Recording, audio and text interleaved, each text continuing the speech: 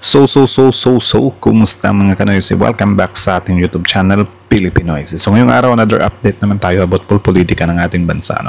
So ang bidyong to ay mula kay Boss Balita TV. So meron itong pamagat na niyanigang Senado, grabe PBBM, naiyak si Robin Colong, ang Harold Torre, inutusan na. Kakapasok lang. So yan yung panonorin natin and bibigyan natin to ng reaction, and I think itong part na to na umiyak si Senator Robin, meron na tayong video nito, so panoorin nyo na lang sa mga video natin, or baka ilagay na lang natin dito. Click nyo na lang tong video to kung gusto nyong mapanood itong samkain sinasabi ni Senator Robin, kung ano naman, or baka sa comment section natin ilagay or sa description box yung video reaction natin about dito kay Senator Robin, na parang umiiyak siya na tinatanong si Torre na bakit ganon yung ginawa nyo kay PRRT. So i-move natin siya ng konti, i-play lang natin siya ng konti, and then tingnan natin yung part naman ni Bongo. So yun, bago natin simulan, Boss Balita TV, supportahan nyo yan. Tapos syempre, kung trip nyo ng mga ganitong reaction video, may kasama kayo manood, huwag nyo na rin kalimutang supportahan yung YouTube channel natin, Pilipinoids. So again, simulan na natin. Like, comment, pamagata pala. Niyanigang Senado, grabe PBBM, naiyak si Robin Colong, ang Harold Torre, inutusan na, kakapasok lang. So Boss Balita TV, Pilipinoids, like, comment, share, subscribe, stop. Sa PNP, hindi ko po kayo hinuhusgahan. Hindi po ba nyo tinanong man lang sa mga nag-uutos po sa inyo kung bakit natin dadalhin sa dahig ang ating dating Pangulo? Ito lamang po tanong ko, bilang ako po'y bakit pa magtatanong sila kung meron ngang utos, diba? Tuloy. Hindi ko naman po yan pinagkakaila. Alam naman po natin, kahit po itanong ninyo, hindi ko po yan dinideny. Naubos na po ang oras natin sa paikot-ikot. Kung galing lang to kay PRRD o galing kay BP, napakontempt tayo, kukontempt kita, boss. Baka ako pa magsabi na ako hahatak sa'yo. Pero hindi ko ginagawa, boss. Kasi wala. Hindi mo ginagawa kasi wala. Aware ka rin na hindi dapat yan yung gawin. Especially, hindi kayo yung nasa administration. Di ba? Ang order sa amin na gawin sa inyo yan. Nilabanan natin ng komunista. Yan ba talaga ang kapalaran ng mga presidenteng lumalaban sa komunista? Isang in-exile at isang sinurrender? Grabe, General Torre, nagsalita na. Iyak si Senator Robin, kulong ang hatol sa Korte Suprema.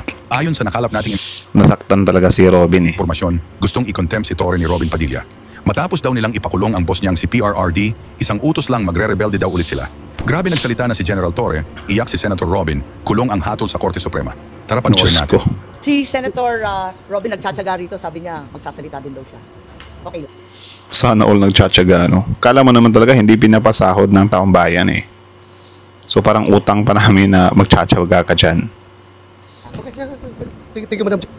Maraming salamat po sa ating ginang tagapangulo at kay General Bato, Senator Bato. A'udhu billahi minasyaitanir rajim. Bismillahirrahmanirrahim. Alhamdulillahi rabbil alamin. Bismillahi wassalatu wassalamu ala rasulillahi. Assalamualaikum warahmatullahi wabarakatuh. Magandang hapon po sa inyong lahat. Pasensya na po, ako po kasi may press con. Kailangan po ako makaalis kaagad. Gusto ko lamang pong iparating sa lahat na wala na po dito si Pangulong Rodrigo Roa Duterte. Ito po mga pinag-uusapan natin. Ito po ay pagsuporta lang namin kay Senator Amy. Pero alam niyo po, sana all sinuportahan si Senator Amy, ating mga magigiting na panauhin dito. Napaka-ironic lamang po na alam natin lahat, batid natin lahat. Ano bang meaning ng ironic? Nadadalawang pangulo lang po ang lumaban sa komunista. Una, sino? Si Ferdinand Marcos Sr. Tapos, ang nangyari, inalis natin sa bansa. Ang sumunod na lumaban po sa komunista ay si Pangulong Rodrigo Roa Duterte. Ang tanong ko lamang po sa PNP, hindi ko po kayo hinuhusgahan.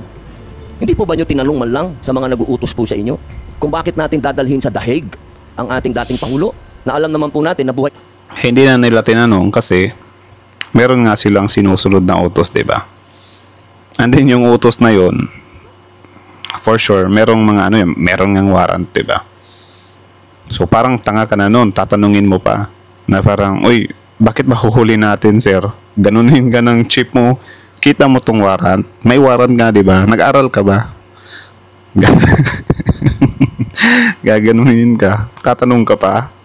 Nabuhay ang Communist Party sa Netherlands. Alam naman po natin na hinihingi natin yung dila ko na i-transport dito si Joma Sison, dalhin dito sa Pilipinas. Pero nagkabaliktad po, ang tinransport natin ay yung dating Pangulo natin na lumaban sa komunista. Ito lamang po tanong ko, bilang ako po'y dating rebelde. Hindi ko po yan. Dating rebelde. Dating rebelde. Pinagkakaila. Hindi ko po maintindihan kung bakit tayo po ay nag-submit dito sa mga tiga Netherlands. Alam naman po natin, kahit po itanong ninyo, ako po. So yun, I think hanggang dito na lang yung part ni Senator Robin. Jump na tayo kay Bongo or Senator Bongo. So ang tanong ni dito ni Senator Robin, bakit daw tayo nag-submit pa sa tiga Netherlands? Unang-una sa lahat, ang ICC is hindi lang naman siya Netherlands talaga. Ang ICC is para sa lahat ng miyembro ng ICC, International Crime Court. Doon nga lang siya sa Netherlands. 'Di ba? Pero hindi ibig sabihin no na Netherlands or tiga Netherlands yung sinukuan natin. Yung ICC yung sinukuan natin. Doon isinuko si FPRD sa ICC, hindi sa Netherlands. So ano yung word mo na sa ibang bansa Sige, given na ICC, member tayo niyan dati. 'Di ba? Tsaka yung mga nag-file naman ng case niyan is noon pang part or noon pang time na member pa tayo ng ICC. So parang pasok pa rin 'yun. 'Di ba? Masyado nilang inaano parang inaano nila yung mga taga-suporta nila na parang, uy, ano to ha? Ibang bansa to, Netherlands to. Banyaga to, komunista to. Ginaganon. Di na-effect yung mga ganyang mga paawa, no? Yun lamang Tuloy. po. Maraming salamat po sa inyong lahat. Magandang hapon. Sige, alis ka na. Tatanong, Ambassador Marcos Lacanilaw, totoo ba na Okay, Senator Bongo, go ahead. pagdating doon sa The Hague, sinakay siya sa stretcher, siya na lang mag-isa? Yes or no? Opo.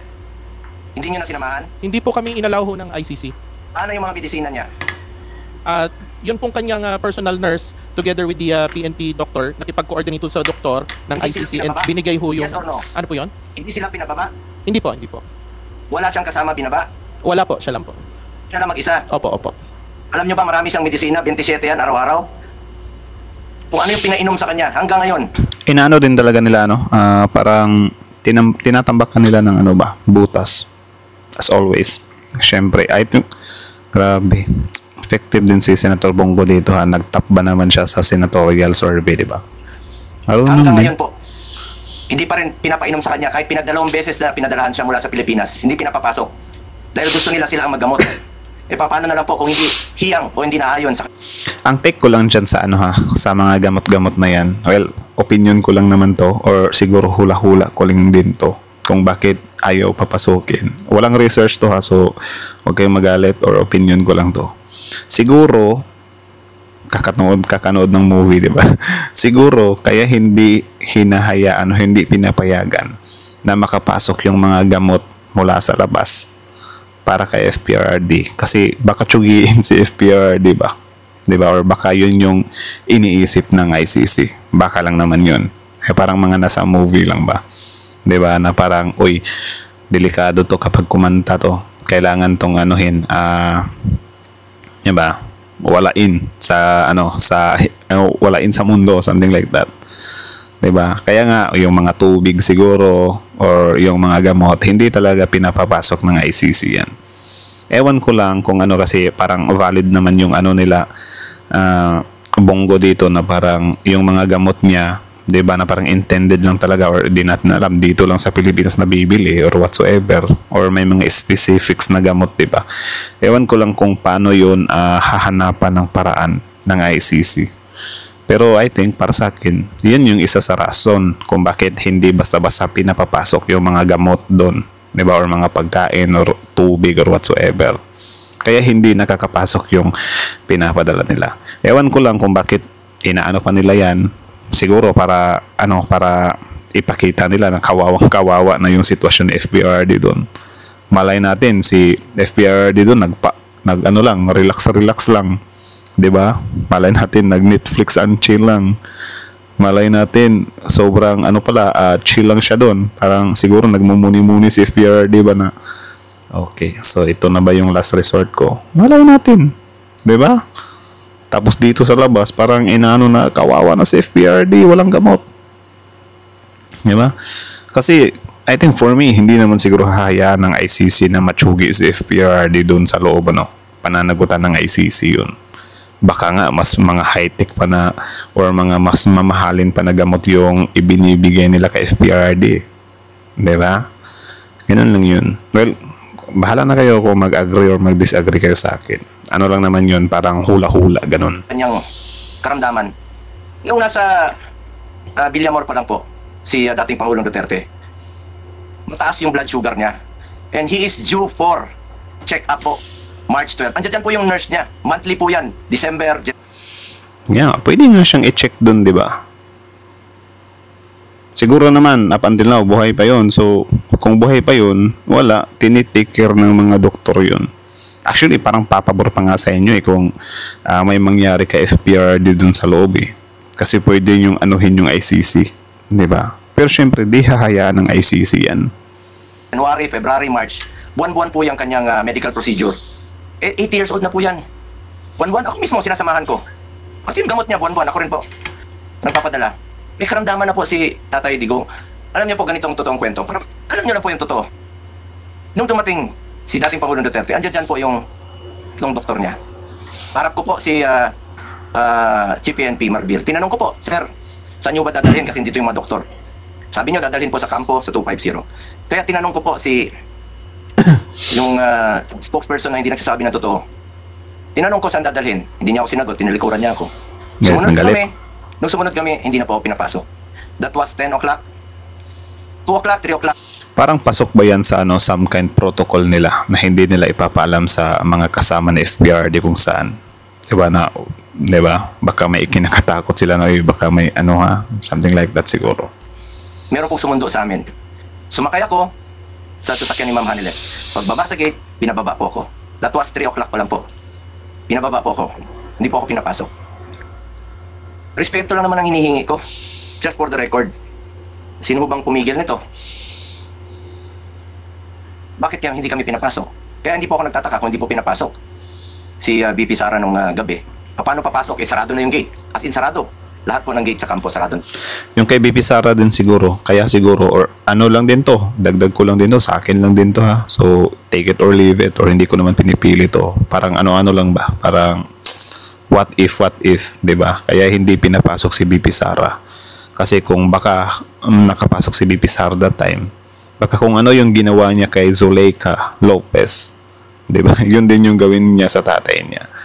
Diba? Na tama nga naman, baka dahil dyan, hindi na maidadala sa labas or mapupunta sa dahig si FPRD. Diba? Kasi for sure, eksena si BP Sara doon. Umiksena nga si Kitty Duterte, diba? Si BP Sara pa kaya. Diba? Na alam mo naman si BP Sara, hawakan mo lang yan. Wala na. Viral na yung pulis na yan. Sirang-sira na yung admin. Grabe yung ginawa nila kay BP Sara. Gagano na yan. Nung sinubukan ko pong pumasok, nagpaalam po kami.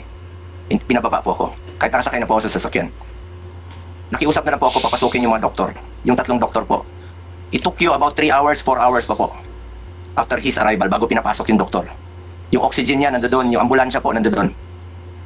Inantay muna about 3 to 4 hours. Or even 5 hours bago pinapasok po yung ambulansya. Pati yung doktor niya. Doon pa po nalaman na mataas 300 plus po ang kanyang blood sugar. With that findings, kung talagang chinek up ng doktor ninyo ng maayos, he is not fit to fly. He is not fit to fly. Due for check-up na po siya and admission po. Fit to fly? Paano niya nalaman na 340 yung blood sugar? Totoo ba? Search natin yung fit to fly ba yung March ano? 12. You may check with his hospital sa Cardinal Santos. Naka-reserve na po yun. A week before pa po. Hindi naman magsisinungaling yung hospital. Yun na po. Yung gusto lang natin malaman dito yung katotohanan lamang po. The truth. The truth. General? Kung ano na po yung totoo. Salamat po. General, tama ba yung sinasabi ni Senator Bongo na 3 oras nang nag-iintay yung sariling doktor ni dating Pangulo at hindi pinapapasok ng pagkahaba-habang panahon samantalang may sakit yung kanyang pasyente? There was a doctor from Cardinal Santos, ma'am, babae. At nag-request pa ngayon ng... 3 oras bang nag-iintay? Nag-request pa ng... na magpapasok ng ECG, ma'am. Pero 3 oras nag-iintay? 3 to 4 hours po bago pinapasok ang doktor at yung ambulansya. Ginawa nga pong installment yung pagpapasok ninyo. Una, papasukin muna yung isang doktor. Pinapasok na naman yung isang doktor. Kasi nga, I think, protocol nga nila yun. Diba? Eh, syempre, FBRD yan eh. Sobrang importanteng tao yan eh. 'Di ba? Yung galit ng taong bayan nandyan na. Kaya need nilang maging maingat, 'di ba? Parang sa akin lang naman 'yun. Finally po, kailangan pumasok yung ambulansya, yung ECG mismo, pati yung oxygen. Eh anuhin mo naman yung doktor, wala yung ambulansya, wala yung ECG, wala yung oxygen. Tingnan niyo po yung records niyo, ano oras nakapasok. 10 a.m. yung arrival, kapasok yung doktor, mga alas 2 na po, siguro alas 3 ito, 4 hours. Pakiusap ko lang po yung katotohanan lamang po. Huwag na tayong magpaligoy-ligoy dito, huwag na natin iikot pa. The truth lang po. Maraming salamat. Oh, ayaw nyo pala ng paligoy-ligoy, ba't hindi nyo pangalanan agad? 'Di ba? Si Senator Amy Marcos, bakit takot siya na pangalanan yung kapatid niya? Ayaw pala ng paligoy-ligoy. Patanong-tanong pa, sino nag-utos sa'yo? Sino nag-utos sa'yo? Eh, magbabakware naman talaga yan sa kapatid niya. I think kayo lang naman yung nagpapaligoy-ligoy dyan eh. Or, ewan ko, bahala kayo. Senator Go, at nakita ko yung mga retrato ni Presidente Duterte, nakahiga, natutulog sa isang maliit na upuan, may oxygen cannula. Eh talagang simptomas yun, pag nahihilo na sa diabetes. Hindi ba kayo natauhan doon sa sitwasyon niya, sa kalagayan niya? Di pa kayo nag-alala na yung inaaresto ninyo eh talagang masama ang kalagayan, maluba ang karamdaman? Yes, General Torre. Nakita mo naman siguro, nakita ko lang sa picture, eh di mas lalo mong nakita.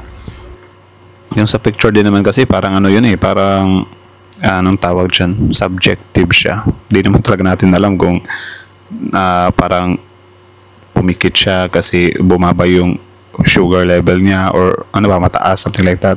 Or natutulog lang talaga siya, nagpapahinga lang siya, matanda na. Regarding the medical condition of the former president, sa tingin ko naman, ma'am, sufisyente ang mga doktor na nandun, and I defer to their expertise. Pero hindi niya doktor. Ang ayon sa batas, siya ang pipili ng doktor. Ma'am, may picture tayo rito na may doktor siyang sarili galing sa sa Cardinal Santos. Babae po yun, nakaputing t-shirt. At siya po ay doktor ni PRRD.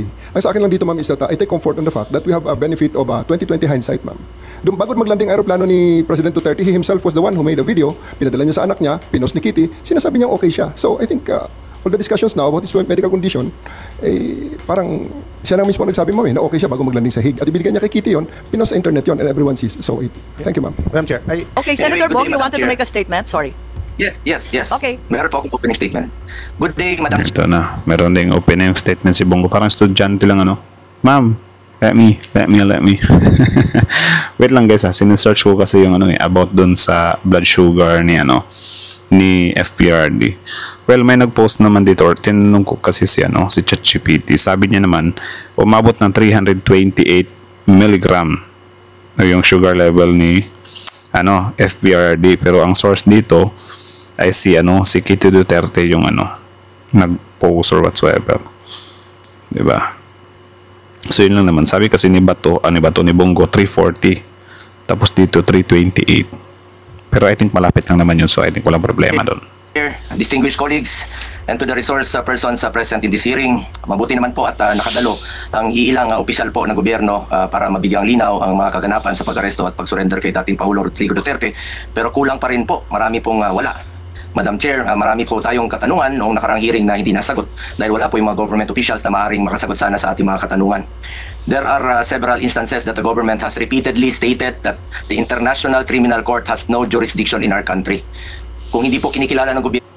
Yan, paulit-ulit din sila about dyan sa diba, sa International Crime Court na walang jurisdiction kasi nga daw hindi na tayo member. So ilang ulit naman na talaga yan na in-explain nila, diba, ng admin or ng sino man na parang yun nga, di din natin talaga pwedeng pagbasihan lang yun na kesyo di na tayo member kasi minsan kasi tayo naging member tapos yung pananagutan daw ni FPRD is from that time naman yun na member pa tayo, diba? Tapos may nakita akong video nila Sir Christian Esquera, pinag-uusapan nila doon about nga dito sa sa nangyayari dito, diba? Pwede daw yung mag-fall sa case of first impression, something like that. Tama ba yun? Case of first impression. Na parang siguro yung time ni FPRD, parang wala daw pananagutan pa yung admin doon. Diba? Kung para sa kanila, meron mang nalabag. Diba? Wala daw silang pananagutan doon kasi parang yun pa lang yung first Diba? Parang ang sasabihin na lang daw ng Korte Suprema dyan is parang Supreme Court, something like that na basta sa susunod ha, ito na yung gawin nyo. So parang siguro ang masisave na lang dyan or hindi mabasta-bastang madala sa Hague is sila Bato na lang or yung 9 na huhulihin pa. Ganon. Pero yung kay FPRD daw, parang pwedeng hindi managot yung admin dun. 'Di ba? Kung ano man yung irereklamo nila na yun nga, bakit pinadala agad? Kasi parang case of first impression nga daw. Matalino din. Ang ICC, bakit nila binigyan ng pansin ng arrest warrant mula sa ICC? Yun po mga katanungan natin. Ginamit lang bang palusot ang Interpol? May violation ba sa Rome? Well, pwede naman siguro. Pwede naman siguro na gamiting palusot or ginamit lang na palusot yun. It's just, siguro, masakit lang talaga na hindi nila aminin yun.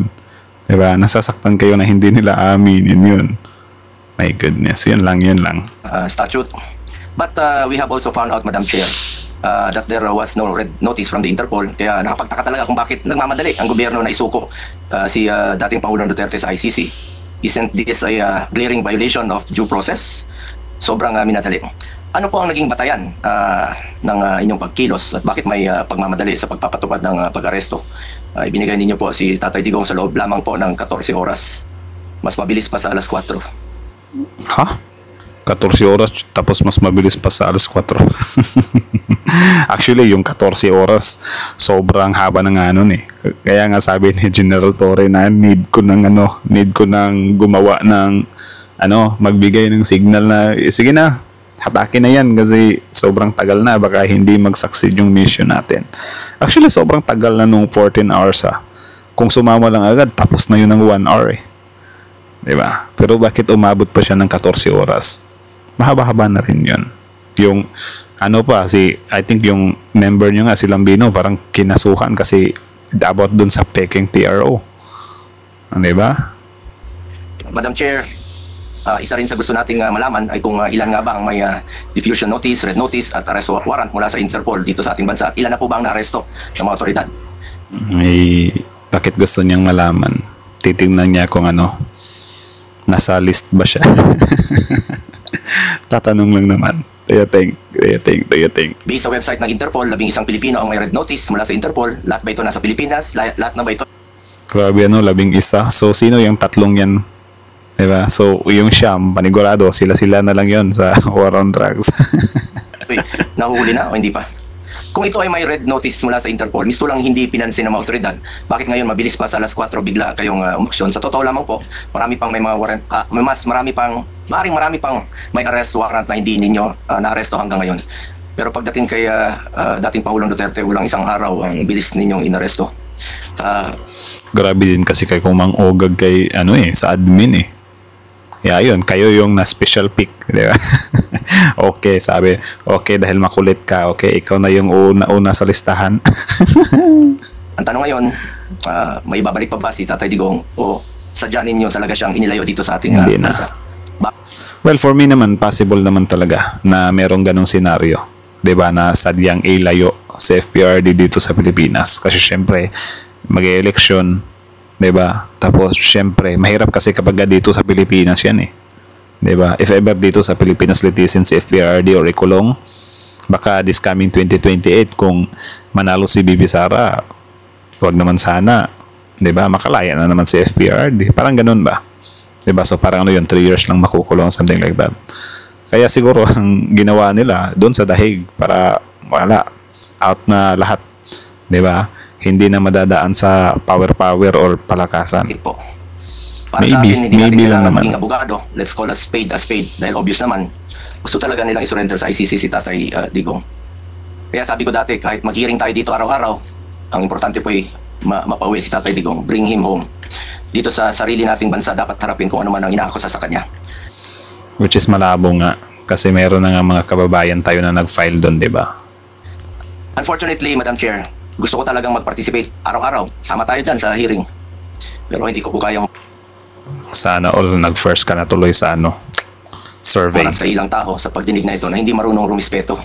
Mga ilang taong tatakbuhan ka, hindi nagsasabi ng totoo, at hindi man lang kayang rumispeto sa isang kasamahan ninyo sa gobyerno.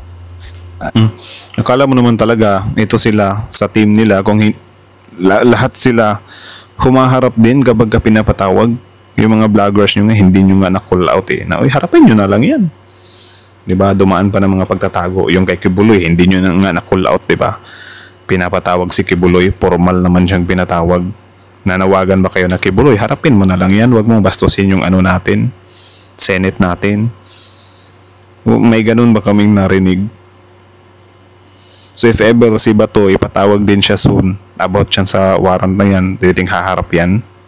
Ay, mahirap na, baka mamaya talikuran at buwan na naman ako. Respeto po ang importante dito sa isa't isa. Respeto sa Pilipino.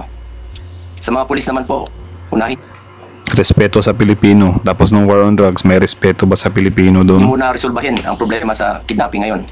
Pero inuna nyo pang inaresto at inuna nyo pa ang pag-aresto o pag-kidnap kay Tatay Digong.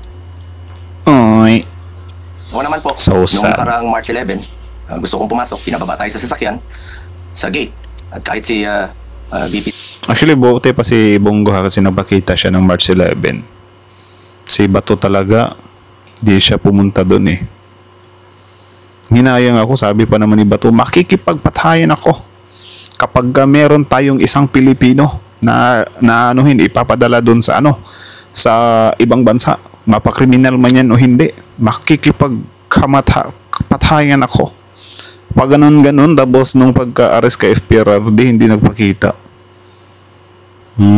hindi rin po pinapasok isang abogado at anak pa ng dating Pangulo. Ngayon, maayos naman kayong tinanggap sa Senado. Sana marunong rin po kayong magbigay ng kortesiya. Lalo na gusto lang nating masiguro na ligtas at nasa maayos na kalagayan si Tatay Digong, lalong-lalo na ang kanyang kalusugan. Yan lang. Nakakalungkot lamang po, matanda na si Tatay Digong. Alam ko naman na matapang at matatag siya. Pero kitang-kita naman natin sa kanyang Baka masyado yung inaano na matanda na si Digong. What if lalampasan niya si Enrile? Abot din niya ng 100. Di ba? Hindi na natin alam. 80 tapos abot ng 100. Sakto, 20 years din siya makukulong sa dahig, di ba? harmless at fragile na po si Tatay Digong. Hindi na siya dapat ipinilit, ilayo at dinala sa ibang bansa. Hindi na po siya tatakbo sa inyo. Hirap na nga siya maglutad. Maski pagtatali ng kanyang sintas at medyas, hirap na po siya. Lahat naman po tayo tumatanda. Lahat po tayo ay may minamahal na lolo't lola, tatay o kaibigang may edad na. Ang sakit po makita na yung taong binigay ang lahat para sa atin ngayon ay mag-isa na po sa isang kwarto sa banyagang bansa. It will do more harm po kung What if consequences din yan sa mga actions niya dati? Di ba? maiwan siya na nasa ibang lugar at hindi. Tsaka I think hindi lang naman siguro siya nag-iisa doon. Baka sinamahan din siya ng mga soul nung na EGK. Di ba? Na parang, ay salamat nandito na si Digong. At least kahit pa paano. Di ba? Wala lang. Baka lang naman. Do you think nagbubunyi kaya yung mga soul doon na parang hindi nabigyan ng due process? Comment down below. Kung sa hindi inaasahan, paano na lang po kung may mangyayaring masama sa kanya doon? Kung isang dating Pangulo ng ating bansa ay maaaring tratuhin ng ganito, paano na lang po ang ordinaryong Pilipino? Nagpapasalamat po ako sa komite sa pagsasagawa ng hearing na ito at sana Nagamit talaga nila yung ordinaryong Pilipino. So I think hanggang dito na lang muna namin. Tapusin na lang natin kasi masyado ng emotional si Senator Bongo. So anyways, hanggang dito na lang muna. So kaya na masasabi niyo dito, comment down below. Tapos yun, pag-usapan natin yan sa comment section. So again, ang video yan ay mula kay Boss Balita TV and also courtesy na rin sa Senate of the Philippines. So yung kay Senator Robin kanina, meron tayong reaction doon. Huwag nyo na lang yung pansinin. Kasi ang gulo-gulo ng mga sinabi niya doon na parang umabot siya ng mga communist na rebelde daw siya whatsoever, kung ano-ano na yung mga pinagsasabi, diba? Tapos nag-end up lang pala, hindi na kayo nangawa, matanda na yung tao. So naging emotional siya.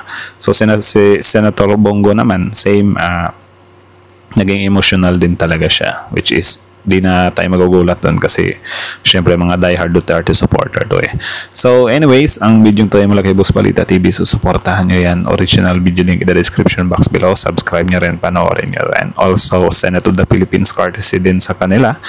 Tapos syempre sa ating YouTube channel, Filipino IC. Don't forget to like, comment, share, subscribe. So kita nyo naman yun. Grabe talaga si Senator Robin, pasingit-singit pa. So about naman dito sa kasi narinig naman natin sinabi doon ni Senator Robin na bilang suporta daw kay Senator Amy. Na parang yun nga, parang tayo pa yung lulukuhin, di ba, na yung ginawa niya daw hearing dyan is hindi para magpabango sa mga DDS, kundi para ano lang, para malaman lang talaga yung totoo, katotohanan. Kita nyo naman, diba? Inendorso ni Senator Robin. Diba? Tapos ngayon, inendorso din ni Vice President Sara Duterte. So, kayo na lang bahalang humusgamin kung anong tawag nyo doon. Diba? Nagbe-benefit din. Iba din talaga to si Senator Amy, siguro nung nabalitaan niya na parang, uy, grabe, hindi ako nahatak ng mga supporters ni ni kapatid, 'di ba? So na lang siguro, parang need nating lumilo or lumipat ng pangkat. So ano bang magandang lipatan? DDS, okay, may arrest ni Parang yun yung great plan 'di ba? May mahirap itanggihan kasi nangyari Prinumot nasingit pa 'di ba? Malapit ng eleksyon, nasingit pa, na-promote pa ng Vice President. So, isipin nyo na lang yan. Kayo na bahalang humusga. So, kay Senator Bongo naman, parang medyo talaga ako, hindi talaga ako na-convince or hindi ako masyadong na sa mga pinagsasabi niya. Kasi parang lang, di ba? Parang may mga gamot daw na hindi na ipapasok dito, doon. Tapos yun nga, for sure, may reason or baka protocol din ng ICC na hindi basta-basta magpapasok. Diba? What if birahin ng mga kalaban ni FPRRD? Yung gamot na yan, biglang palitan ng lason or whatsoever. Diba? So, mahirap talaga. Yung ICC, mini-make sure lang nila na na hindi safe pa rin si FPRRD. Kasi syempre, need nilang mapakitang gilas ngayon. Diba? Tapos, hahayaan nila na matsugi si FPRRD. Diba? So, hahanapan nila yan. Tsaka, yung sa naman, yung sa mga doktor, sa mga gamot daw, mas high-tech sa ibang bansa, Diba? Tayo nga dito sa Pilipinas, kung meron tayong mga malalang sakit dito, kailangan pang dalhin sa ibang bansa. Kasi wala tayo niyan dito sa bansa natin. Tapos, syempre, wag kayong mag-alala dahil yung ICC, iti-take care nila yan. Actually, mas matuwa pa nga kayo if ever may mangyari kay FPRRD. Kasi pwede nyo mahanapan ng butas yung ICC. Diba? Pwede nyo sabihin na, grabe kayo, kunin na namin si Tatay Digong. Kasi hindi nyo inaalagaan na maayos. Diba? Ikaso, inaalagaan na maayos So, yun lang naman mga kanoysi. So, again, kayo na masasabi nyo dito, comment down below. Tapos yun, pag-usapan natin yan sa comment section. So, again, Boss Balita TV, support nyo yan. Original video link in the description box below. And then, ano yung masasabi nyo dito kay Senator Robin at kay Senator Bongo? Comment nyo rin sa baba. So, that's it. Thank you so much for watching. Boss Balita TV, like, comment, share, subscribe. Tapos, send it to the Philippines and then Filipinoicy. Don't forget to like, comment, share, subscribe. Filipinoicy is out.